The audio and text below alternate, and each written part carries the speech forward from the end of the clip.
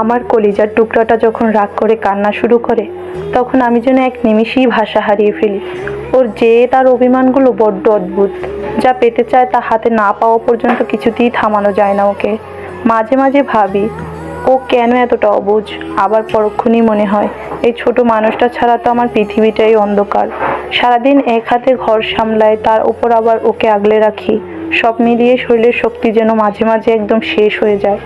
যখন ওর ছোট ছোট বায়নাগুলো মেটাতে পারি না, তখন নিজের ভেতর এক রাশ অপরাধবোধ কাজ করে। কিন্তু দিন শেষে যখন ওর গভীর ঘুমে বিভোর থাকে, তখন ওর মায়াবী মুখের দিকে তাকিয়ে আমার বুকটা ফেটে কান্না আসে। মনে হয় কেন ওকে আরেকটু বেশি সময় দিতে পারলাম না, কেন ওর অবুঝ রাগগুলোকে আরও মমতা দিয়ে শান্ত করতে পারলাম না। আমি চাই আমার সন্তানের সকল ইচ্ছাগুলো যেন পূরণ হয়। তবে হ্যাঁ, এমন কোনো ইচ্ছা আমি পূরণ করতে চাই না যেগুলো করলে তার পাপ হবে। তার দ্বারা কোনো প্রাণী কষ্ট পাক, সেটাও আমি চাই না। এই যে দেখেন, রাত বাজে এখন 2টা। সে বায়না ধরেছে ওটার ভিতরে সে বসে থাকবে, তার বাবা যেন তাকে নিয়ে ঘোরে।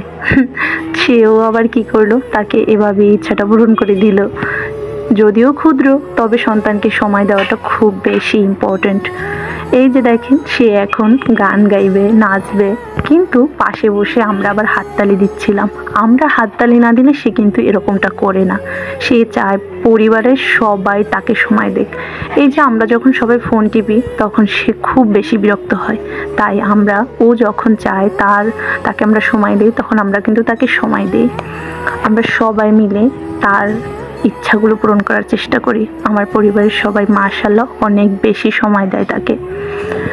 খুব বেশি ভালো লাগে যখন তার ইচ্ছা মতো সে চলতে পারে, তখন আর তেমন বেশি কান্নাকাটি করে না। দেখা যায় আমি রান্নাবান্না কাজে ব্যস্ত থাকি, তখন একটু তাকে সময় কম দেওয়া হয়, তখন সে খুব বেশি বিরক্ত হয়। সে বারে বারে আমাকে রান্নাঘর থেকে টেনে নিয়ে আসবে। এমন একটা গুরুত্বপূর্ণ ভিডিও না, তবু আমার ভালো লাগা থেকে শেয়ার করছি। ভালো থাকবেন, আল্লাহ হাফেজ।